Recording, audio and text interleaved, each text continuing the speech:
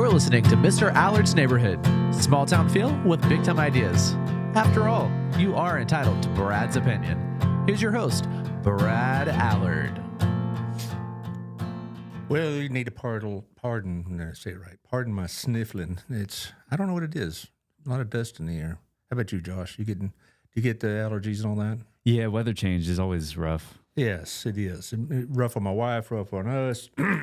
Anyway, just another great day in the neighborhood. Today I'm going to talk a little bit what's going on in Washington.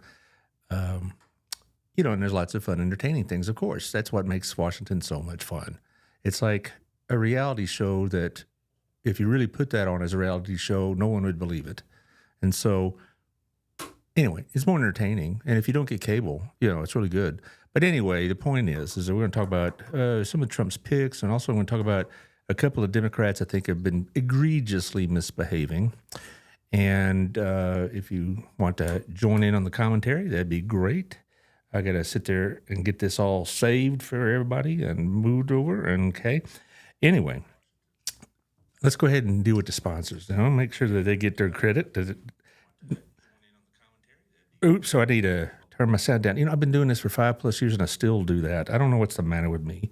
I must be a little bit addled. Anyway, let's go ahead and talk about the sponsors. Anyway, thank you, Otto, at our place. So I'll be there in a couple of days, as always. They're always entertaining, and it's a great service, a great food, great people. So I really do enjoy going over there with my Sunday school men. We try to solve all the world's problems. We get nowhere, of course, but still, it is a good place to go.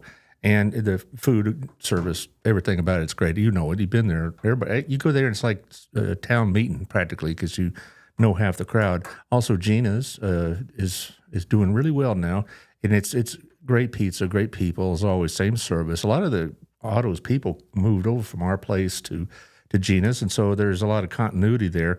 Also, yesterday, Ethan Uridia, daughter of son of a friend of mine, won the Gina's Pizza contest, or the gift card, whatever they buy with it. It'd be great. So thank you for all y'all's participation. All right. Also, thank you to Wild Cigar and Culture. They'll be having the ball games on. Of course, I'm sure you watched that debacle of the Cowboy game again. Josh, you a big football fan? Not a huge football fan, but my dad is. Well, there you go. Well, at least somebody. So I live vicariously through him. Well, is he dying yet? I mean, watching those Cowboys. But anyway, but Wild Cigar does a lot of stuff with the college games. That's always fun. And there's some good college games on the next couple of weeks, that's for sure. So go there, have a cigar, have a drink. It's quiet enough they can hear the game if they have the sound on. Sometimes they leave the sound off so you can actually talk and not have to shout over the TV like a sports bar. But they have a really nice bar. And I'm looking forward to that bar expanding now that we're going to have liquor stores in this town. It may not going to be tomorrow, but soon, and that's going to be great. So thank you to Southern Jim. Gayla's over there right now. So is my beloved bride. She's over there right now working. A lot of Christmas stuff going on. On December 5th at 5 to 8, they're going to have a big party there. A jazz trio and an open bar and some hors d'oeuvres, some revelry and things like that. It's going to be really, really nice. Gayla knows how to entertain. So go over there and check out the specials. It's Christmas time. Robin tells me they're picking up business. So you don't want to wait to the last moment, of course. Jewelry is not something you go in there on an impulse buy. You go there, you need to take your time and take a look. So go by this week. And as far as hours next week, I know it's Tuesday and Wednesday, but don't believe they're open the day after Thanksgiving. So usually they're not. I asked Gail that one time, and she said that's a big box store day, not a jewelry day. So anyway, thank you to also our friends at Old Pro. We had that storm come through about 36 hours ago, and John is busy, and they do roofing all over the Metroplex. So it's not just here in Johnson County. They have jobs in like Flower Mound, Louisville, Coppell, you name it, all the mid-cities. So go check them out. We at 817-734-2756. You'll get John, and he'll come check your roof out. You need to have it checked because there was reports of a lot of damage over in the Dallas area. So you want to make sure, because if you say, I don't have a problem, and then they find problems later, and it's been over a year since the event caused those problems, the insurance company very likely will turn you down. So you need to jump on that as quickly as possible. Also, our friends over at Withington Agency and Jeff Kelly. Jeff is at 817-781 Oh, 0546. I hit my knee on the table. It's great. So try it again, 817-781-0546. Or Jeff at jeffkellyrealty.com. He knows where the houses are. He shares them on Facebook with you, so you have a lot to go on. And so give him a holler, because people are moving. And now I've been told by not just him, but by other people in the business, now that the election's over, people are now more willing to buy. So let's see what's going on with that. Also, this month's issue of Local Life has Otto and the Gina's gang on it. Thank you, Tiffany, for that. I know they're doing working on a nonprofit issue for December. Check out localliftx.com for the most current editions. But they go to 30,000 homes. They go to a lot of businesses, so you'll see them all over the place. They get a lot of viewage, if that's a word. Is viewage a word? I like that word. It works. It works. All right. Anyway, so localliftx.com will get you the up-to-date stuff. She keeps it up. She does a lot of that social media business as well. So there you are. And yesterday I was talking to Jack Madsen over at Toys for Tots. He had a phone call and visit. Toys for Tots is going to be December 5th, and it's going to be from about 6 to 9, and it's over at Elk Stadium. And so you see these boxes all over town. What they're doing is getting new unwrapped toys from ages 0 to 12 practically. I think 12 years old is the limit. And they're going to be working with some of the local places like Harvest House and House of Hope and whatnot to help distribute these things. And so go by either and drop a toy in one of those boxes like at our place or at Gina's or other places around town. They're all over the place. Or go by that night, and some of the high school kids from the athletic teams will help unload, and there'll be some entertainment from both the high school's musical programs, and it's going to be just really a great time. Also, December 5th must be the day, because yesterday I was talking with Summer Garcia over at the Next Step Women's Center. From 5 to 7, they're going to have an open house. So try to make as many of those as you can. Christmas season's a really busy season, we all know. But you can go by at all three, because without really having to rush around through it, it'll be great. So what are we going to talk about? Well, I'm going to talk about what's going on in Washington, because after 2 weeks, people are already freaking out and all this other stuff. And there was a couple of Democrats whom I'll name later who I really thought showed their true stripes for me. But anyway, but first I want to talk about Trump and some of his picks and whatnot. Not all his picks I'm very crazy about. And I'm not basing that off the media. All right, first of all, for some media, Trump could have picked Solomon for any position, and they're going to be ranting and raving about it. I mean, about how terrible it is. And on the other hand, you'll have some media that if he picked a mass murderer, there'll be some that'll, make excuses for him. But the point is that these picks that he's choosing should not be surprising to anybody, because he said he was going to be very unconventional. He's not going the way he did the first time. When he won the first time, I think he was unprepared to win, because he really didn't have anybody in mind as far as all these major positions. And so he basically took the advice of the establishment Republican Party, and that didn't work. And he got all grinchy about it. And towards the end, it was pretty chaotic and whatnot. And he had a lot of turnover in those areas. This time, I think he knew he was going to win months ago, and he already had people in mind, because he's doing this much quicker. And these are very unconventional picks. And he told you that was going to happen. So people who are shocked and surprised by this weren't paying attention, because he said that he was not going to go the conventional route, and he was there to tear things up and shake things up. He was not there just to maintain the status quo at all. And that's what a lot of people voted for him for that reason, because he's not going to maintain status quo. We're not going to have the usual suspects or the usual career path type people in certain areas. And I think that's a good thing for the most part, but it can be kind of dangerous, because couple of his picks really do give me great pause. So, but one picture I think kind of started this off. I'd like to show that picture about Trump and Biden shaking hands. I showed this on my Facebook page, and I think that this was a really great thing, because what you had was Mr. Biden was showing a great deal of not just courtesy and respect, but also he was doing what we want to see happen in our national leadership. that basically that they put aside all the political hair pulling and have a transition of power. Now, a lot of people are saying, well, Mr. Trump didn't provide that to Mr. Biden. That's absolutely true. And so I do give Biden credit. But it was really funny is many of the Democrats were furious at Joe Biden for doing this. Joe Biden says, welcome back to the White House, shakes his hand. You know, they had a 2-hour meeting. They pledged their cooperation, on and on. And some of the Democrats were furious at him. A lot of Democrats are furious at him already, as we'll see. But I thought this is what you want from your presidents. And just because his predecessor may have been a bit more difficult in leaving office doesn't mean Mr. Biden should return the favor. And so there you are. But that being said, let's talk about some of these Trump picks. So you can just roll them there, Josh. I can comment on any of them. Here's the one that I think is the most egregious pick, without question. Matt Gaetz for Attorney General is a joke.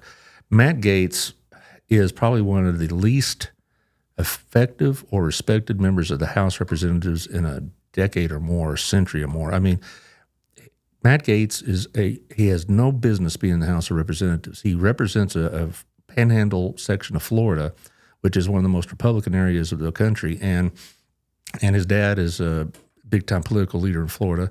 And Matt Gaetz had no intention of being a legislator. He's a showboat, first and foremost. He wanted to be on Fox all the time. He wanted to be, somebody that throws bombs in these committee hearings. But that's not the worst part about it. The worst part about it is all the allegations about him. The House did an ethics committee hearing, and they were going to issue a report Friday. Gaetz resigned from Congress Thursday, so the report's being upheld. They're going to decide tomorrow whether to release or not. But attorneys for a couple of young women have claimed that he paid them for sexual activity, one of which was a 17-year-old girl. All right. Do I believe that to be true? Well, that's what courts are for. But knowing his character, it's not hard to believe at all. He was also reprimanded by the House for showing semi-pornographic pictures of himself with his other girlfriends on the floor of the House of Representatives. What kind of guy does that anyway? But it's certainly in the House of Representatives on the floor showing fellow members. They were all repulsed by it. He is a repulsive figure. Now, will he get confirmed? I don't even think the Republicans in the Senate, who are a lot of allegiance, if you will, to Mr. Trump, I don't even think they're going to go through it. At least God willing, I sure hope not. But I doubt it very, very seriously. I read today that even Trump is having second thoughts. But that was the worst by far. Okay, who else do we have on the lineup? Next we have Pete Hegseth. Here, this is for the Defense Department. The problem with Hegseth is he has zero experience in government. He's a military veteran, and then he's a Fox News reporter. And apparently that made him qualified to run the Defense Department. Now, there's also allegations about him as well, but not of a criminal nature, but basically that he paid a woman hush money to keep their affair quiet and that kind of thing. Okay, whatever. A lot of people have their own lives. But the point is that I am glad that we're not going to go to maybe just a standard, usual Defense Department pick, but this is a little bit too far out in left field. This is too far gone. I do want somebody with some experience other than being just an active military member. I'd like to have them experienced in the government to some degree. Now, I don't want the usual suspects that are going to be chosen from when you have a new administration. Is always like this type of person you get to run these agencies. All this government background and all these connections and all the PhDs or whatever. I don't need that, but I do need somebody that is going to be a bit more familiar with how the military operates, other than as an enlisted man or an officer even. So there you are. Next one would be Tulsi Gabbard. The Democrats are claiming she's a Russian asset because she hasn't trashed Putin publicly or whatever else, or she's also said things about the Ukraine endeavor that some of the Democrats don't like. This is for the National Security Director. Or no, I'm sorry, Director of National Intelligence. I'm sorry, it's a different person. Director of National Intelligence. I don't have a real problem with this pick because the truth of the matter is Trump's going to do what he's going to do. But Gabbard used to be a Democrat. She ran for the Democratic primary in 2019 before she dropped out, and then she changed parties and endorsed Trump, and now she's going to be awarded this job.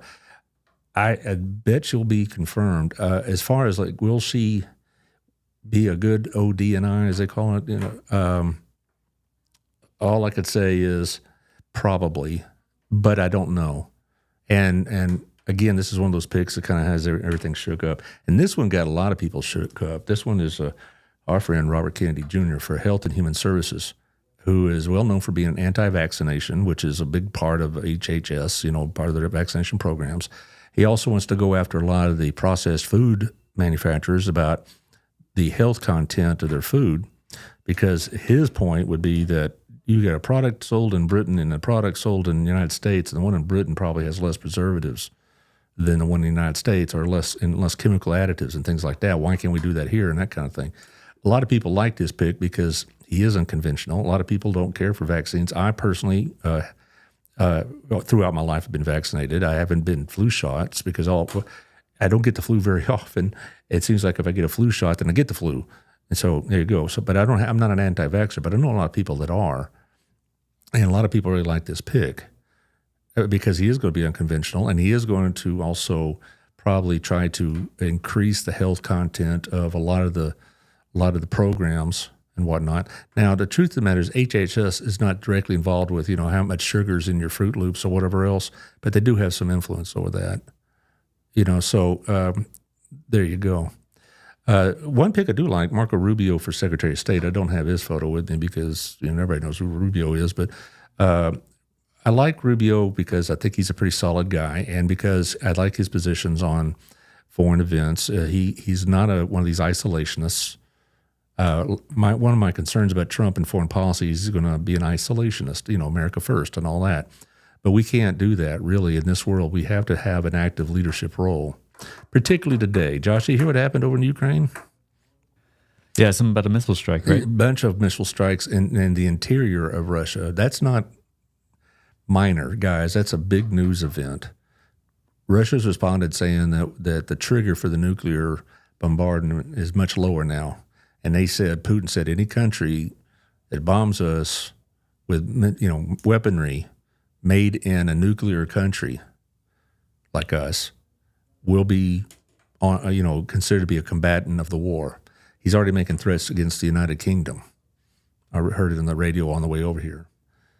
And so we need somebody like a Rubio, who I really think is a pretty solid pick, and he's going to probably be chosen almost unanimously by the Senate, except for a few hard cases who are going to vote no matter who Trump picks. But there you are. The other picks, I don't know much about them. EPA with Lee Zeldin, okay, fine. The transportation guy is a ex-congressman and ex-Fox News commentator named Sean Duffy. Fine. I'm not going to get all worked up about every one of Trump's picks, because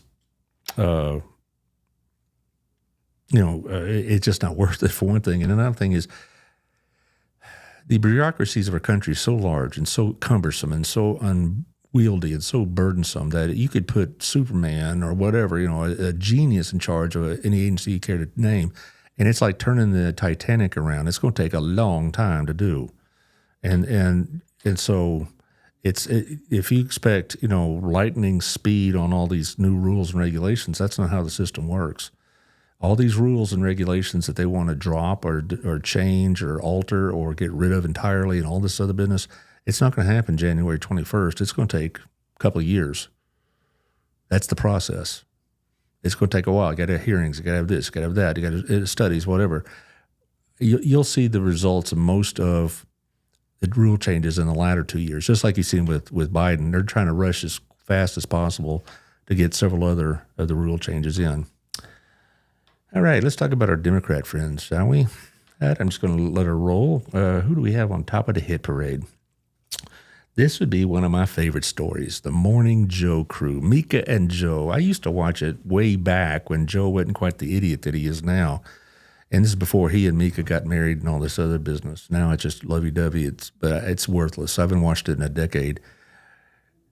Joe and Mika were friends with Trump, and he was on that show a lot during 2015 and 16. And then they became his worst critics every morning on MSNBC. It was He just would lambaste Trump, or she would too, and they'd had their guests and they'd rant and pull hair and go crazy like MSC does. And then it found out Monday morning they announced that they made a trip to Mar-a-Lago to visit with Donald Trump. And they're going to have him on a fairly regular basis as a guest. And I'm telling you, the liberals on the social media went crazy. They are getting such trash internally from MSNBC and on all the social media platforms. They got trashed on that show called The View, which I think is about the biggest waste of an hour of time there is. But all the liberals are going crazy about this. And I was reading about this, a lot of articles, and there were a lot of people that were they were joking about Joe and Mika. They said, Mika says, Joe and I realized it's time to do something different. And that starts with not only talking about Donald Trump, but also talking to him. And according to their story, they went down there and basically spread the word, I guess, that, that they're going to have him on regularly. But also they said that they disagreed with him very much so on several issues and whatever else. But the thing is, Morning Joe is one of the most reliable outlets for liberal rage. And that all these accusations of Joe Biden being, basically an existential threat, as Joe Scarborough called him, or that, they'd have guests on this talking about how he was going to end all free thought and free speech and all this other stuff. And now they're going to have him on the show. Good for you, Joe and Mika. I guess the fact that your ratings at MSNBC has been cut by more than half, like 56%, had nothing to do with it. It had everything to do with journalistic integrity. Okay. The ratings at MSNBC have been cut all across the board tremendously. All right. And particularly in the vital demographics, as they call it, the younger groups. And Fox's have gone up about 40%. And a lot of that is because I believe that MSNBC in particular is worse on the left than Fox is on the right. And the things they were saying about the voters for Trump were off the charts. They blamed everybody but themselves about, Ms. Harris losing. With Kamala Harris losing, it was, dumb Trump voters. It was the white women that didn't vote for her. It was the working class who don't know their best interest at heart, and on and on and on. And so, that kind of thing was going on. I seeing them go down the tank a little bit doesn't bother me one iota. And Joe and Mika, I think, are the great illustration of just how much lack of journalistic integrity a lot of these far left, far right shows have. Okay, what do you got next, bud? This one. Okay, let's understand the story I'm here. I'm not here to pick about transgender rights. I do not care for biological males playing with girls. All right, but I could say that. This is guy who said this is Democrat Representative Seth Moulton of North Boston. He's from Massachusetts, and he said the same thing. He said, I really don't want my daughters playing with biological males. And for that, he's getting thrown out of the Democrat Party. Not literally, but pretty much. He's already been told he's not welcome anymore, and they're going to be running primaries against him because he had the nerve to say, I don't want my daughters playing with biological males because it might get hurt. And this is what gets to me. We can debate whether you want about should they be or should they not be? Like I said, I don't think they should be, but that's not the point. The point is everybody thinks that the Republican Party is just Donald Trump, and what he says, everybody jumps and all whatever else. The Democratic Party is no different. One reason that they lost the election, not just the presidential election, but other elections this year, was they're so monolithic in their thinking. They don't have any room for freedom of thought, so to speak. You don't find pro-life Democrats anymore like you used to. You don't find pro-business Democrats, not like you used to. It's like there is an ideology that's going to be enforced at the top, and you better march to that tune or you're not going to be part of our party. And this is what they're talking about with Seth Moulton here. Now, the thing about Seth Moulton, he's nobody's idea of a conservative. He ran for the Democratic primary for president in 2019, didn't last very long. He's a standard, reliable old liberal in every sense of the word. He just says, I don't think biological males should be with girls in athletics and locker rooms and things like that. And he's getting drummed out of the party. So when Democrats talk about being the party of, free thought and free speech, that's rubbish. the Democrat Party will not allow for anything but the standard liberal orthodoxy that is imposed upon by their far left. And the Twitter universe, or X universe, if you will, or the social media crowd. And if you don't jump to their tune, then you're going to have a real problem. And that's one reason why a lot of people in this election, both on Republican side and on the Democrat side, I don't have a party. A lot of people, I would say the majority of the people I know and talk to said, I don't know which party I want to vote for anymore, because there's so many people in the Republican Party that endorse things that they didn't endorse years ago, and then they don't endorse some of the things in the Democrat Party, and they had nowhere to go. I can't tell you how many times I had this conversation that, I used to be either Republican or I used to be a Democrat, but I'm not anymore because the parties have left me. And the Democrat Party, who wants to pride themselves on being, open-minded, the party of science, the party of free speech, the party of individual liberties, that's total trash. If you don't adhere to certain orthodoxies, you're not going to be a Democrat. Now, if you want to argue about the transgender rights, that's another show and all this other stuff. But I'm just saying this guy, Seth Moulton, who is by any measure, very much a Democrat, should be able to say this and not fear or get the retribution that he's getting. That's about it. Do we have a Chuck Schumer up there? I was going to do him next. Chuck Schumer. This guy, I don't even know how to describe what's going on with Chuck Schumer, except that he is the most egregiously hypocritical politician I think I've ever read about. I mean, here's the drill. Chuck Schumer, when he's not going to be the majority leader much longer. I mean, obviously he's going to be the minority leader now of the Senate probably. But when he was the majority leader for the last 4 years, he did everything he could to change the rules of the Senate to the point where the Republicans, the minority party, would have nothing to do but sit around and bellyache. For one thing, Chuck Schumer tried to end the filibuster. Now, if you're not real clear to filibuster, a lot of y'all think of filibusters as getting up there and talking forever, like other senators do, like for 8 or 9 hours or whatever. Ted Cruz did it early in his career for 21 hours. That takes some doing. But really what the filibuster he's talking about is the objections to regular procedure that would prevent bills from coming to a vote. And to overcome those objections, you need 60 votes, or a cloture vote as it's called. And he was going to end the filibuster. And the only reason it didn't end it in his first go-around was because of Joe Manchin and Kirsten Sinema. They had the votes otherwise. And so he thought that when they were going to win or keep the Senate, one of their plans was to end the filibuster. And Ms. Harris was going to end the filibuster or support that so they can get a national abortion law plus a few other laws. Basically, what would have happened is that any minority opposition to bills would be it wouldn't be able to materialize because the rules have been changed. Okay, now of course that he's going to be the minority, the filibuster needs to stay. Now, the Republicans are not going to do away with the filibuster. I mean, there's some that might like to. I'm sure Cruz wouldn't mind it. But the majority of the Republican senators are not going to do away with the filibuster because they know that one day they'll be back in the minority again. But Chuck Schumer gets up there, and I'm going to read what he says. To my Republican colleagues, offer a word of caution and good faith. Take care not to misread the will of the people and do not abandon the need for bipartisanship. After winning an election, the temptation may be to go to the extreme. We've seen that happen over the decades and has consistently backfired on the party in power. So instead of going to the extremes, I remind my colleagues that this body is most effective when it is bipartisan. If we want the next 4 years in the Senate to be as productive as the last 4, the only way that will happen is through bipartisan cooperation. I don't even know where to begin with all that. The lies are just so apparent. First of all, the last 4 years in the Senate, first 2 years, yeah, because they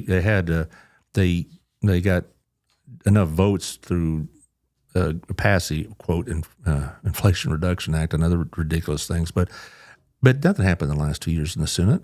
And the idea of bipartisanship, he did everything he could to exclude the Republicans from any consideration of anything. Now he's saying we need to be bipartisan. This is the man that was going to do away with that. And has at no time in his career ever acted in a bipartisan manner. Also, he was talking about if assuming that the Democrats won the election and kept the Senate, they were going to eliminate the filibuster to expand the Supreme Court and put term limits on the justices. Well, the justices serve lifetime terms, and they were going to put term limits on it. And if they had objections, they would just eliminate the filibuster for that. And they were going to put 4 more on there to counterbalance the conservative majority on the Supreme Court. So we'd have, instead of 9, we'd have 13, and you'd have 7 reliable conservative votes. And so therefore, they'd get the rulings that they want. Now the Supreme Court is written by God's own hand. It is a holy relic not to be touched. And any attempt to try to change the Supreme Court, which the Republicans have been no move to do so, no any comments to do so, but now the Supreme Court can't be touched. It's a part of the American fabric. Chuck Schumer, one of the commentators, Byron New York, said this brand of hypocrisy is particularly egregious. For that, there should be a word that goes beyond mere hypocrisy. This is the kind of rubbish you get sometimes with the changeover, but I've been studying this a long time, and I don't know if I can think of an occasion on top of my head where I've seen a politician like Chuck Schumer so brazenly adopt the kind of tactics that he did during his term as majority leader, and then so quickly drop them as if they never happened before, and that he's always been, a proponent of bipartisanship. He's one of the least bipartisan majority leaders we've ever had, and that include the last 2 Democratic majority leaders, him and Harry Reid. If you want me to say something nice about Harry Reid, come back tomorrow. But here's another one, another idea of hypocrisy. We put the one up about the election in Pennsylvania. Yes, Bob Casey and the Democrats are trying to steal an election. What's happening here is that they're having a recount, which is not unusual. It's the Pennsylvania law that if it's within half a percentage point, it's automatic. So that part is not the problem. The part is that Bob Casey, the loser here, is wanting votes to be counted that the Pennsylvania Supreme Court has already said can't be counted. And the 4 counties all around the Philadelphia area, they're all heavily Democrat. They have a lot of ballots. Is it enough to change it? I don't know. But they have a lot of ballots that are found to be not to be counted, not by some whim, but by the Pennsylvania Supreme Court. Why? Because they're not properly dated or signed. And the Pennsylvania Supreme Court in September said any ballot that's to be counted in mail-in ballots has to be properly dated and signed. And so if you get an undated ballot or an unsigned ballot, then it can't be counted. Well, the Democrat county commissioners in these 4 counties, Bucks County, Berks County, Philadelphia County, and one other county, can't find it, doesn't matter. It's all around the same Philadelphia area. So basically, we're going to do it anyway. One of the commissioners, one named Diane Marsegula of one of these of Bucks County, said this: I think we all know that precedent by a court doesn't matter anyone in this country anymore, rather. Let me read that again, make sure I did it right.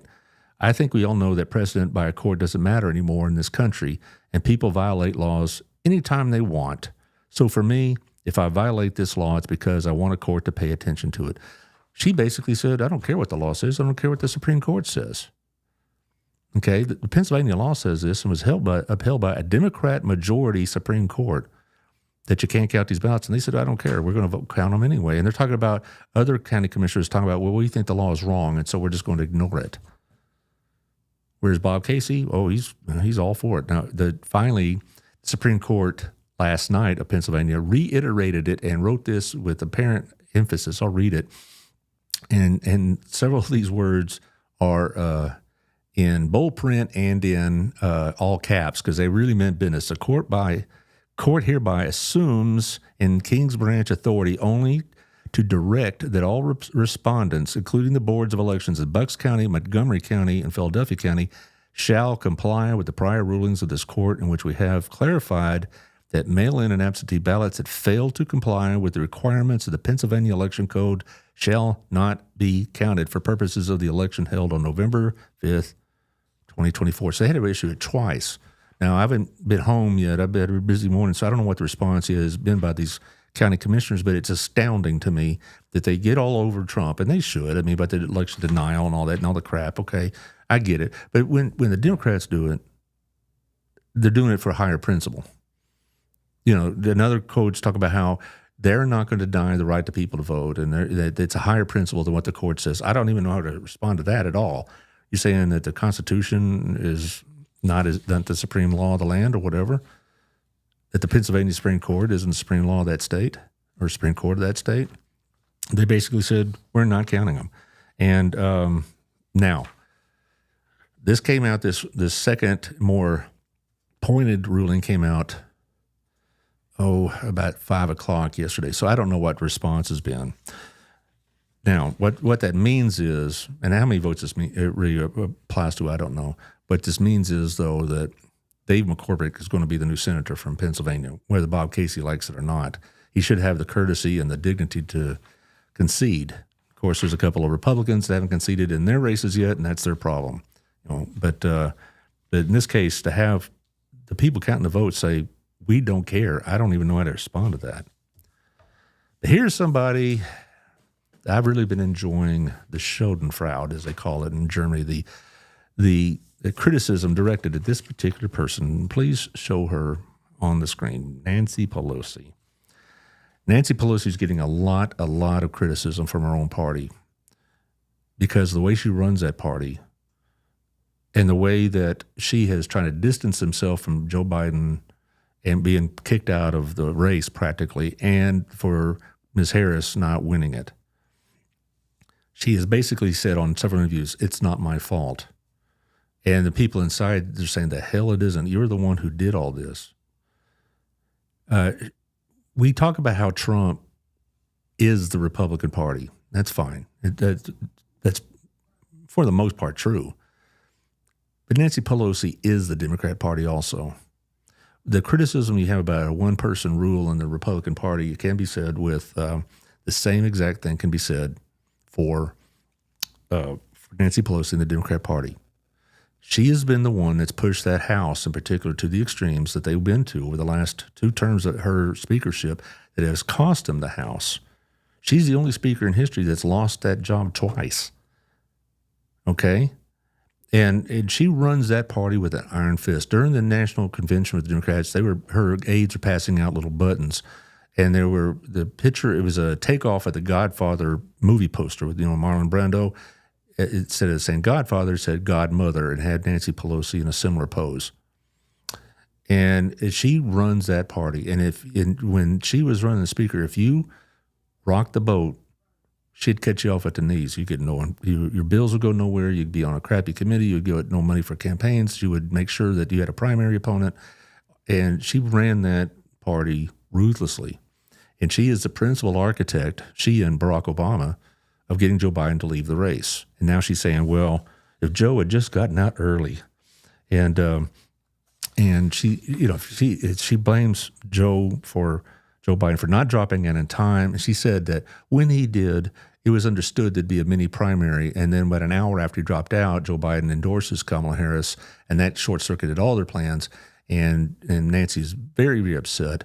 And she's upset with Biden for not just that handshake with Trump that I showed you at the beginning of the show, but also the fact that during the campaign, Joe would say a couple of things here and there that weren't the smartest things he ever said, like, Trump voters being trash and garbage and all that. That didn't help. But Nancy Pelosi needs to go for the Democrat Party to reinvent itself. The Democrat Party is going through a great deal of turmoil right now because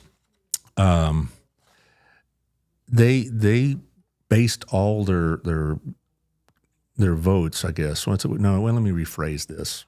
They based all their strategy on having somebody having policies that satisfied the left of their party and not the middle class and not the working class. And she denies that they lost the working class. And the stats will show you that. Yeah, you did, Nancy. You lost the working class. No, don't believe it. And she's gone around telling everybody, don't blame me, blame all these other things. And people are afraid of her to say things, except for one guy. I will give this one, Senator John Fetterman, some credit. I think he's kind of a nut sometimes, but he does tell it like it is. he said she embraced this. She's the godmother. She's the enforcer image, and now she's blaming Biden. Well, you can't have it both ways. You got what you wanted, and now you're still blaming Biden. I think it's really ironic that you have a woman at age 84 and she is hanging on. Why not give a younger generation opportunity to occupy that seat? Well, just yesterday she signed the papers to run again in 2026, when she's going to be 86 years old, and she'll win. And so she'll be 88 years old, if she's still around at the end of by the time this term of Mr. Trump's over, because she has dedicated her life, she says, to making sure he's a failure in the office. Okay, she says that I decided I'm getting my papers, a while ago, that Donald Trump will never set foot in the White House again as president of the United States or in any other capacity, and that she was the only person that could keep him from achieving his agenda. Well, there you go. Okay. She also has, as you might guess, an incredibly dim view of Biden's voters. She basically said that, the Republicans won their usual way. Guns, God, and gays. That's the way they say it. Guns, that's an issue. Gays, that's an issue. And now they're making the trans issue such an important issue in their priorities. And in certain communities, what they call God, what we call a woman's right to choose. So she's confusing the abortion issue with people's embrace of the Almighty. Well, I won't have to answer for that one, to say the least. Now, the problem with all of this is that I know a lot of Democrats and a lot of Republicans are going to get caught in the middle of all this. Particularly, I do feel badly for my Democrat friends in a way, because many of them don't endorse all the more extreme issues of their party. I knew several Democrats that were a bit more pro-business, a bit more reasonable, if you will, about the abortion issue, a bit more understanding about some of the problems in the education system, and how maybe charter schools can make a change in that and that kind of thing. But there's no place for them in the party. They're so dominated by the teacher unions or by the other left-wing activist groups that they can't move anywhere to the center without getting massive criticism. What's going on with the Democrat Party right now? You have an internal civil war between those who want to double down on the liberal policies that they lost with, and those that say we need to return back to our roots and be the class of farmers and labor and unions again. And so they're going to go through that. This goes every time you lose an election. They go through this. Republicans did when they lost in 2012. There's all this soul searching about what we need to do and all that. But I think this is going to be playing out certainly not just in the news. We'll probably won't see most of it, but internally. And you're going to see a lot of it in next year's elections. A lot of states have off-year elections. Like New Jersey and Virginia governorships are up. And you're going to see what kind of candidates are going to be chosen by the Democrat Party in all of those races. And then in 2026, what kind of candidates will be chosen there? Did they learn their lesson? Or are they going to double down on hard left ideology that that most people just don't accept? And so what does this mean for the government? I've talked to a couple of people who have connections with government. I mean, D.C. government, and they're petrified. They're afraid that they're going to come in with a big axe because you hear about Ramaswamy and Musk coming in and tearing everything down. There's going to be, in this just coming year, there's going to be a lot of conflict about the size and the role of some of these federal agencies. Look forward to that. Well, that's about all I got today. Anyway, on Monday, I'm going to have City Councilman from Cleburne, Derek Weathers, is going to be on. This will be the first time he's going to be on the show. And we're only going to have one show next week because, it is Thanksgiving and the family's coming to our house, which means I'm on double duty. So check in next Monday. We're going to be talking, like I said, with Mr. Weathers about some Cleburne issues, about that bond issue, what it's going to do for Cleburne and things of that nature. He wants to promote our county seat, and I'm looking forward to that. Josh, thanks for your nimbleness on the screen there. Absolutely. If you like this show, share it with your friends. If you don't like it, share it with the enemies. It's pretty witty, I thought. Anyway, thank you for everything, and we'll see y'all next week.